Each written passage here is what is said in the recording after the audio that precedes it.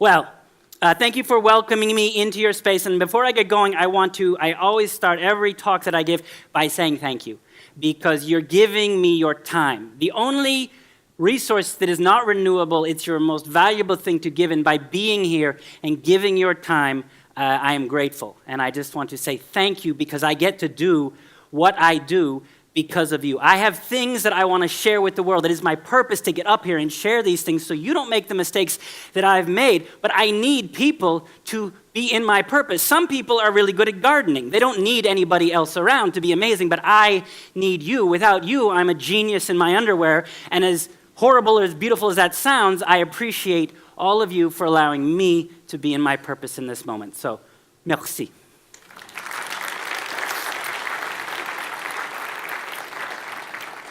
And before I get going, I want to explain to you why I'm even up here, the intent that I have, and the gift that someone gave me, and the gift that I want to share with you. It's a little story about the young, awkward, pimply-faced Daniel. Do you know this word, pimples? I bet in French it's like chauvin. What was it? Acne. Oh, still better, acne. Oh, it's amazing. I have acne. I had acne. It was couleur, I don't know. And I was about 15. Now, I don't know how bad the acne was, but I thought I was ugly. I thought I was not just ugly, but really almost just too ugly to be loved. And for me, I thought that pimples equals no love. I have pimples, no love for me. And it was a sad, horrible realization. It was extra sad when I got to college. I get to college at I'm 18 years old, and in American college, I don't know how it is here, you're surrounded by all these young girls that are looking to be free and piss off their parents, and I can't gain access to them because I'm too insecure to say anything. So to think that your pimples make you too ugly to talk to a woman, to be me in college was like being a diabetic in one of your chocolate shops. It was a horrible, cruel experience. And I thought, okay, I have pimples, I'm going to die alone. And then one day I saw something that I had never seen before. There was this kid, Derek. And Derek had pimples worse than mine. And I thought, okay, Derek has pimples, I have pimples, we'll both die alone because we're too ugly to be loved. But I saw that Derek had something that I didn't have. Derek had joy. Derek didn't seem to care what anybody thought. Derek kind of floated. And Derek, one day, was holding hands with Pippa Manley. Pippa Manley was the prettiest, nicest, funniest girl in school, and she was with Derek.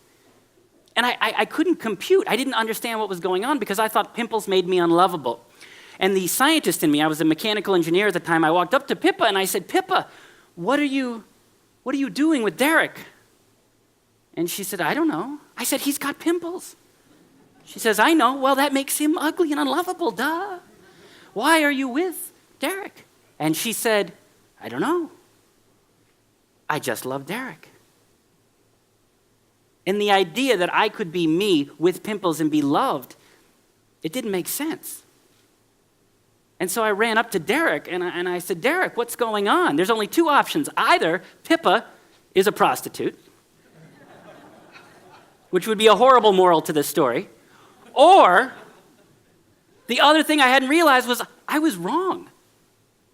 Has anybody here ever been wrong before? But who here likes to be right? Who here knows they're right? Yeah. Now, statistically, you can't all be right. So somebody here is wrong, right?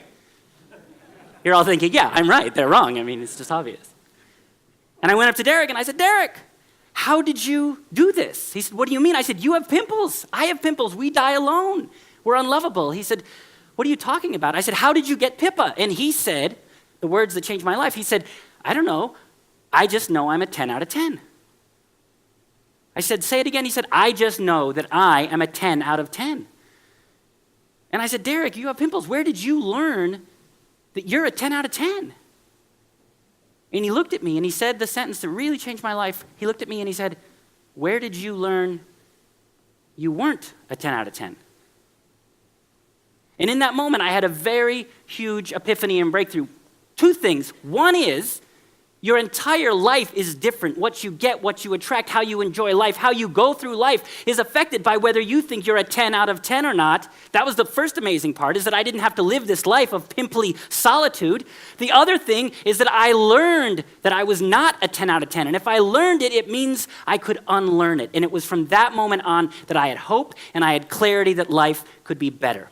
So that is the gift Derek gave to me, and that is the gift that I want to give to you. I want to say something tonight that gives you clarity, insight, that you know that if you want something better, it can be better. I want to leave you with clarity and hope. Would you like some clarity and hope?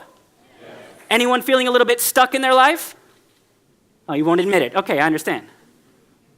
So the topic tonight is association. In French, it's so much better.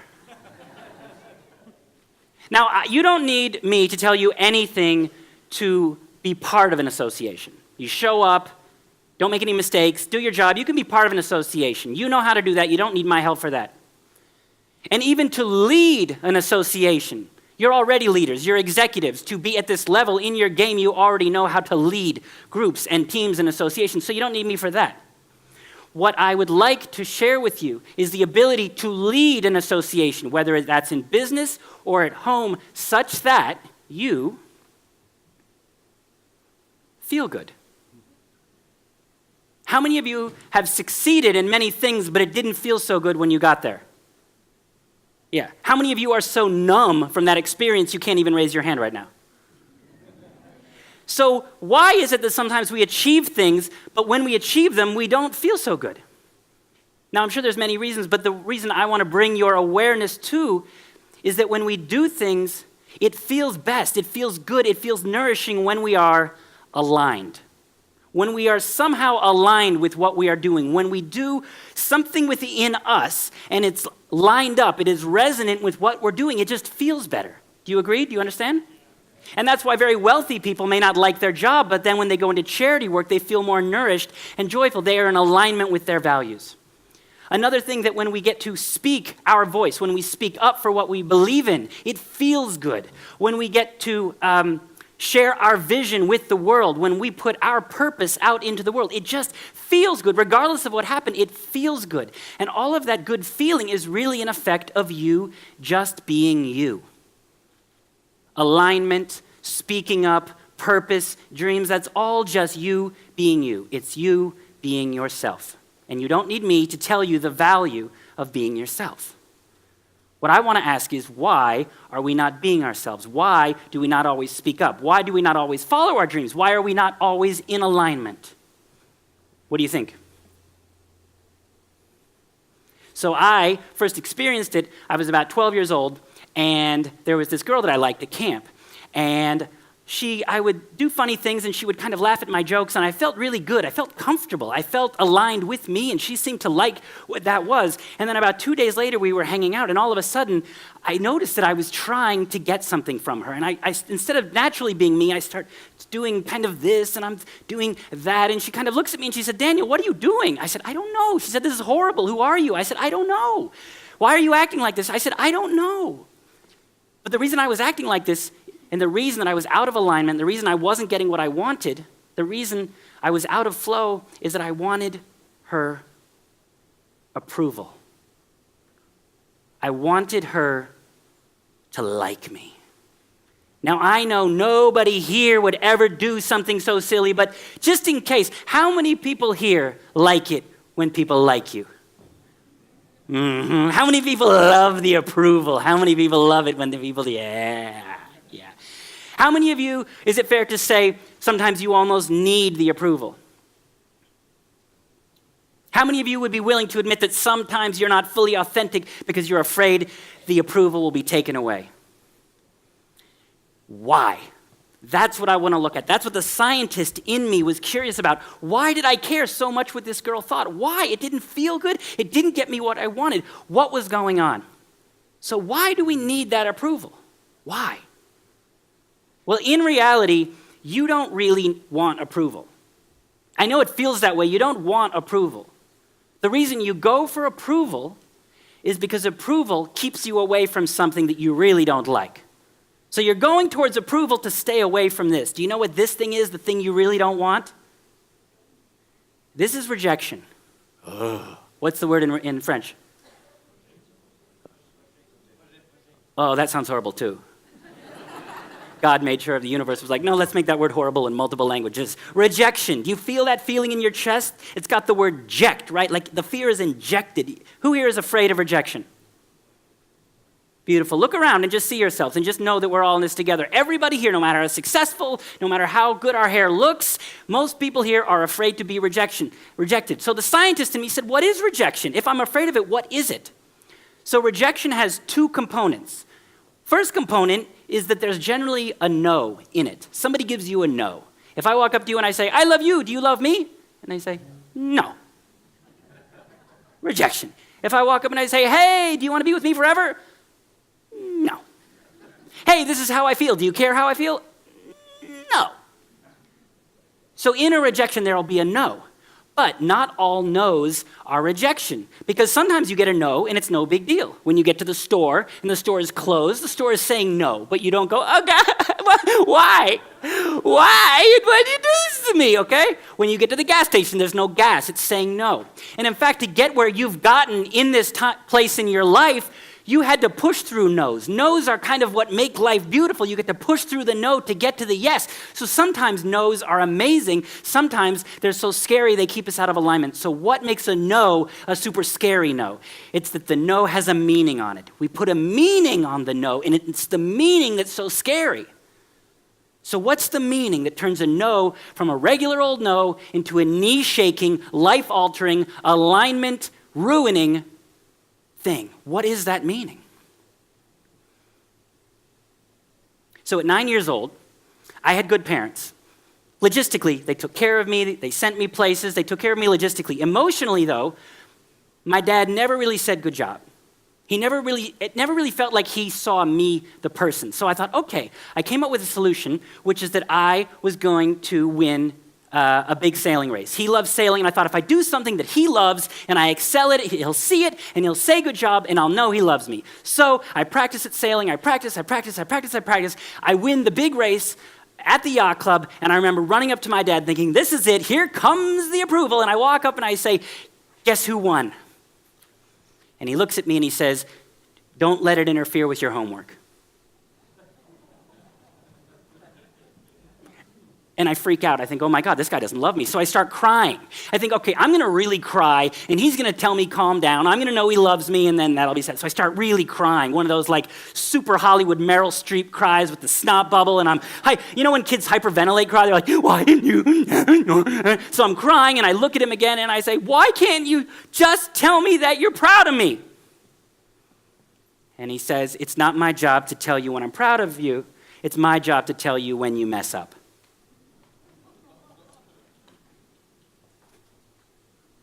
And in that moment, I didn't know why he's acting like this. I didn't know why the love went missing. I didn't know. But I was scared. I wanted to understand why. Why has this love gone missing? I didn't know, so I came up with something just to understand, so I felt like I had some control. I didn't know that it had to do with him. So I said, okay, the reason that the love went missing, the reason the love is gone is, I guess, it's my fault. I didn't know it was his fault. I made it my fault. And in that moment, I told myself the reason that the love went missing was that I'm not enough. I'm just not enough to be loved, and that's why the love went away. Okay, that kind of makes sense, and it was oddly calming to know why the love went missing.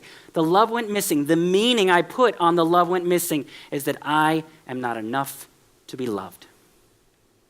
That's the meaning that we put on the no, that turns a no from a normal no into a horrible, life-crushing fear of rejection. How many of you here know on some level about this feeling or belief that you're not enough to be loved? Raise your hands. I appreciate your courage. You may not call it not enough to be loved. You may call it low self-esteem. You call it may lacking confidence. You may call it I don't love myself. You'll call it different names, but deep down, all of us, and I believe because I've done this for a very long time, and I've helped a lot of people, most people are walking around with this belief that we're not enough to be loved. Once you have that fear And it is a scary fear. You can feel it in your body. People who have a big fear of public speaking and you feel your chest tighten and you think you're going to die, nobody has ever died from a bad talk. The reason we're so afraid to talk is because we think we're going to express ourselves, we'll get a no, and we're going to make it mean I'm not enough to be loved. Not enough to be loved is like the mafia. It really grabs your body and scares the crap out of you. And if you're that scared, of course we're not following our dreams. Of course we're not in alignment because we're trying to avoid this horrible, painful feeling. So let me ask you a question. How many of you see that this belief that you're not enough to be loved sometimes keeps you from doing what you really want to do in business? Beautiful. How many of you see that this belief that we're not enough to be loved keeps you from being more honest and authentic in your relationships? Scare you. So just to admit this, remember, this is a painful wound. Generally, it comes from either a parent or someone close to us when we're younger doing something horribly hurtful. We stuff this down. Now, it doesn't work long term. We're seeing the effects of this not enoughness we're not facing. But to feel it, to face it, and then as Pierre said, to actually act on it.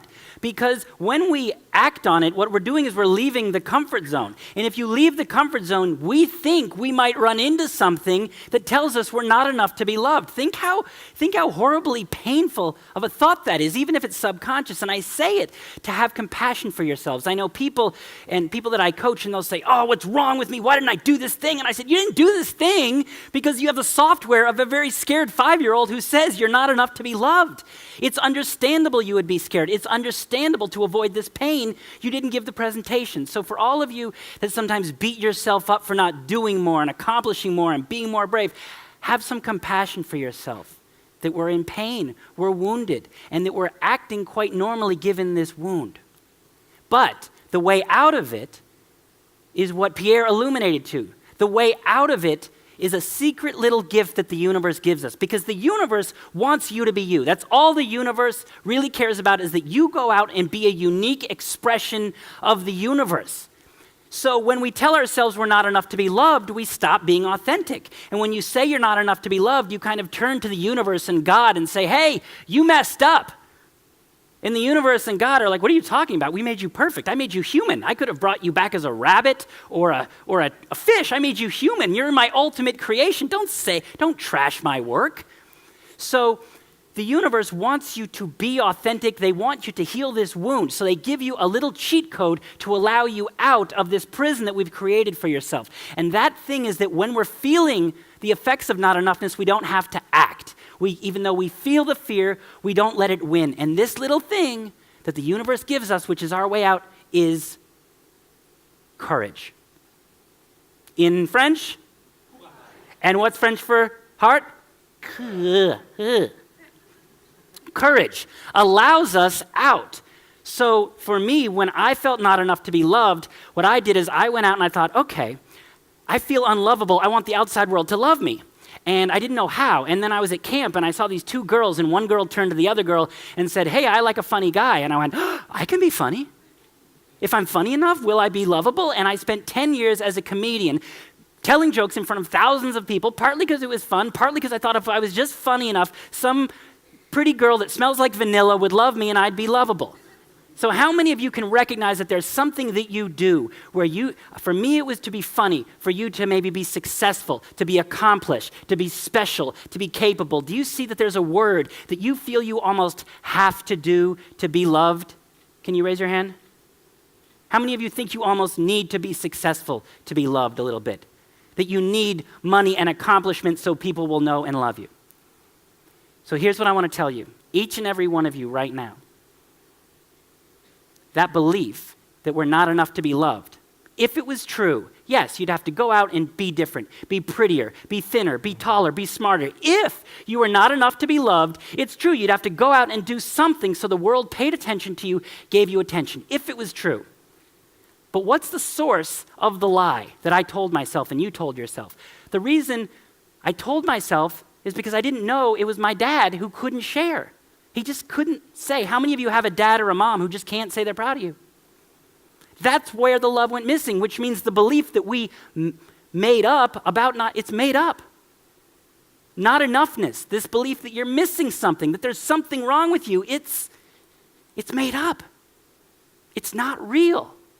It's the effect of a childhood imagination that was scared.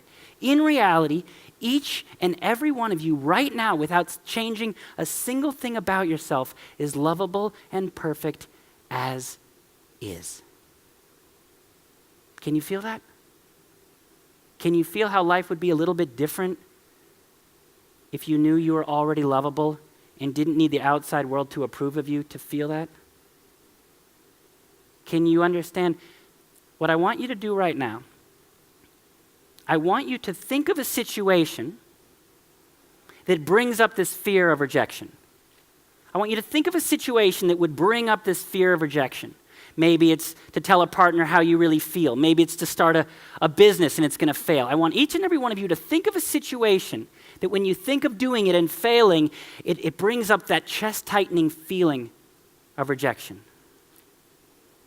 Okay, and I want you to amp up that feeling to about a 7 or an 8 on a scale from 1 to 10. Try and amp that feeling of rejection up to about an 8. Now, if you're at an 8 fear, you will not act. You will be out of alignment. You will not do what you're supposed to. You will not be in your purpose. You will just feed the addiction of avoiding being hurt. Now, what that's showing you is that you don't have to make the world different. You don't have to change it. If you're aware that the thing you're also afraid of isn't real, you now have power over the lie. And the more you're aware of this lie, the lie starts to dissolve. And that's what I want to impart in you, is that this lie that's in you, it's a lie. It doesn't have to be there. The second you know it's a lie, the lie starts to die. A lot of people say, well, the reason I have self-esteem issues is because my parents did something, and that's why I'm this way. No. We get confused as a kid, but the fact that the lie is still here has nothing to do with our parents, because there's a lot of lies that you get as a kid that are gone. But this not enoughness lie is still sticking around. Why? The reason it's sticking around is because every day that we make choices from this place of I'm not enough, we just retell ourselves the story. That's the reason it's here, is because all day, every day, we're mindlessly making choices based in the fact that we're not enough, which retells ourselves we're not enough. For me, when I was feeling extra not enough, it was to get these beautiful women to love me. And so I got very good at being charming and seducing women, thinking if only more beautiful women approved of me, I'd be lovable. And I get to this fancy nightclub in Mexico, and there was this very beautiful cabaret show with this lead dancer, and my ego said, her. If I can get her, I'll be lovable. That was the thing. So I get out there, and I'm on the patio, and all of a sudden this beautiful cabaret dancer starts talking to me, and I'm doing my best to be funny and charming, trying to get her to love me. And then she turns to me, and she hands me her phone number, and she says, you call me tonight. And my ego and my not enoughness was like, yes, we got her. She's going to make us feel enough. And I go into the nightclub and I see my friend and I go, guess whose phone number I've got? He said, you can't call her. I said, what are you talking about? He said, you can't call her because she's beautiful. I said, that's exactly why I'm going to call her. He said, no, you think that you're not enough to be loved, and if she sleeps with you, that's going to make you more enough. I was like, you're goddamn right. He said, exactly. If you sleep with her and you think that she is going to make you more enough to be loved, that then reinforces that you're not enough to be loved to begin with. You follow this?